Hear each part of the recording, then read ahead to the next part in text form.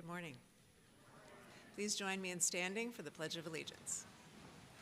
I pledge allegiance to the flag of the United States of America and to the republic for which it stands, one nation, indivisible, with liberty and justice for all. And here's Laura.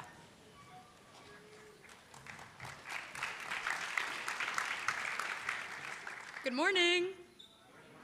Hi, freshmen. Today's Friday.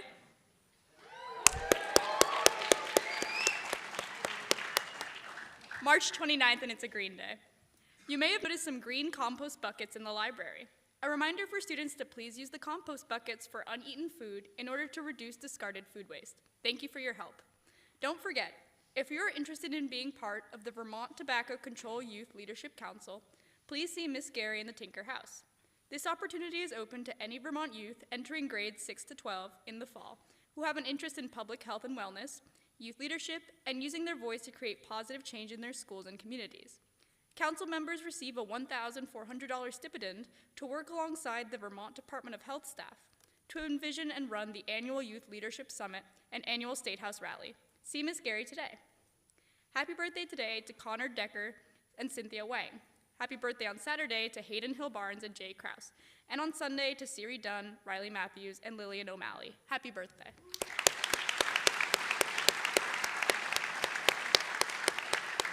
Thank you and have a great weekend. Thank you, Laura. So good morning, happy Friday. Welcome to our ninth graders and ninth grade advisors. It's great to see you this morning. So this morning is our last opportunity to celebrate Women's History Month. And we have a wonderful speaker to whom I'll hand the mic in a moment. But I hope that beyond today, we will continue to notice and spotlight the contributions of women. I know we will. But as high school students, I just want to say, you are members of a generation who is about 25 years away from being substantially in charge of our institutions and organizations.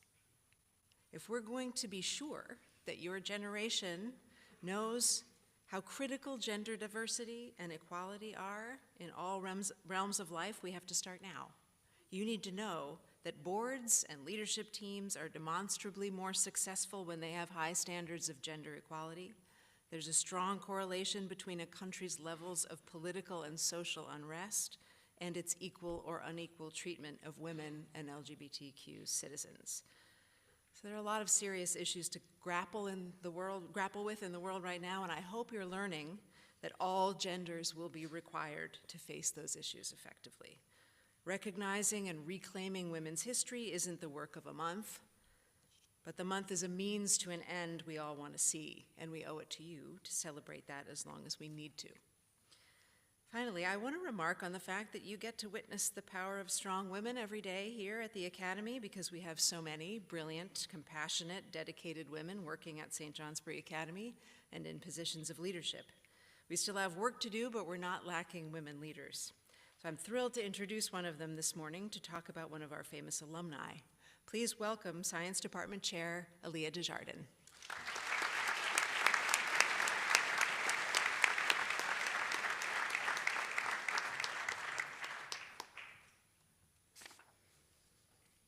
At the age of 4, Linda's family moved 1,000 miles from eastern New York to Wisconsin. There were no cars, and the train didn't go all the way in 1845, so she would have had to ride on a boat or in a horse-drawn wagon for a large part of the way. 6 weeks after her family arrived in Wisconsin, Linda's father died from tuberculosis. Linda, her mom, and 2 sisters moved back east to Linda's grandparents' farm a little south of here in Newbury, Vermont. Then her grandmother died.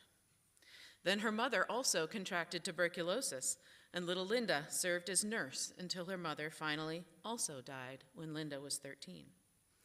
In Linda's memoirs, she writes that it was the steadfast love, advice, and strength of her grandfather that she remembers from this time. At 15, Linda decided she had better get a teacher's certificate, and so she came here to St. Johnsbury Academy for a year. She did then teach school for a few years, although she never truly loved it. In 1860, at the age of just 19, she got engaged to be married. Her fiancé promptly went off to the Civil War, where he remained for 5 years, And when he did come home, Linda became nurse again, until he died 4 years after that from injuries and poor health he sustained during the war. So here we have Linda Richards, age 28, orphaned, effectively widowed, and not really liking her job very much. But her neighbors have called her a born nurse, a label that makes her feel proud. And so she seems to take advantage of the opportunities that fate keeps throwing her way to do some nursing, and she decides that she should probably get better at it. So she heads to Boston, where she is the first to enroll in the first class of nursing students ever to exist in this country. And then she's the first to graduate. The hours were long, really long. She worked from 5:30 a.m. to 9 p.m. every day. But if a patient needed something overnight, that was her responsibility too. She had 6 hours of free time each month. And yet, somehow, Linda decides this is the career for her. From this beginning, Miss Linda Richards goes on to become a celebrated advocate for nurses' education and hospital-based training and nurse management. She works with pioneering women in medicine like Dr. Susan Dimmock, who was trained by the United States' first female doctor, Elizabeth Blackwell. She feels called to continuously advance her own skill, traveling to England to work directly with Florence Nightingale, who said of Miss Richards, "I have seldom seen anyone who struck me as so admirable. I think we have as much to learn from her as she from us." And in 1885, at the age of 44, Miss Richards even travels to Japan, where she wins the heart of a community by saving a child's eyesight after nursing him through the night and washing his infected eye, every 20 minutes. She then spends the next 5 years in Japan, helping to establish their first nurse training program. Linda Richards' story is remarkable, and it resonates with me and with our March themes in so many ways. From humble and inauspicious beginnings, Linda finds resilience and even joy in caring for those around her.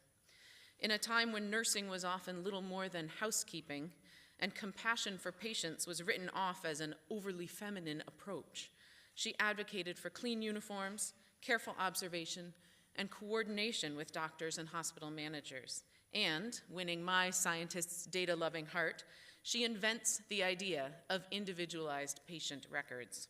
Can you imagine having surgery done at a hospital today and no one has bothered to write down how much painkiller you had or when? When I think about Linda Richards' story in the context of Women's History Month, another theme becomes clear too. Miss Richards spent her life elevating not only patient care, but the careers of hundreds or even thousands of other women, of nurses. She was able to do that because of yet other women like Dr. Susan Dimmock and Florence Nightingale, who lifted her up. She was able to do that because there were men who were willing to see that she had something to offer, men like her grandfather and like Dr. Edward Cowles, who established the field of psychiatric nursing and saw that he too could learn from Miss Richards. So I hope that you will remember Academy alum Linda Richards, and I hope you will remember how important good data is. But even more, I hope that you will remember that you too are capable of resilience. You are capable of working against the status quo when you see a need that is a match for your particular skills. And you are capable of lifting up those around you so that they too can shine. Thank you.